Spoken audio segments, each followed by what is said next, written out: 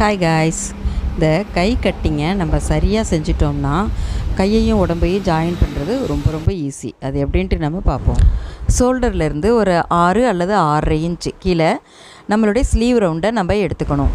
அந்த அகலத்தை விட ஒரு 1.25 இன்ச்சு அதிகமாக அந்த அண்டர் ஆர்ம் ரவுண்டு நம்ம எடுத்துக்கலாம்.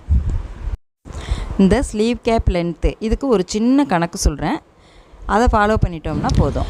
நம்மளுடைய அந்த கை சுற்றளவு இருக்கு இல்லையா, அதில் 4 ஒரு பங்கு எடுத்துக்கணும். அது கூடுதலாக அது கூட ஒரு 1/2 இன்ச் எக்ஸ்ட்ராவாக சேர்த்துக்கிட்டோம்னா அதுதான் இந்த ஸ்லீவ் கேப்போட லென்த்து. இந்த மாடலில் நம்ம கையை வெட்டி முடிச்சிடணும். நம்மளுடைய இந்த ஆம்ஹோல் அளவை ஓரளவுக்கு சின்னதாக வெட்டிக்கிட்டோம்னாலே போதும்.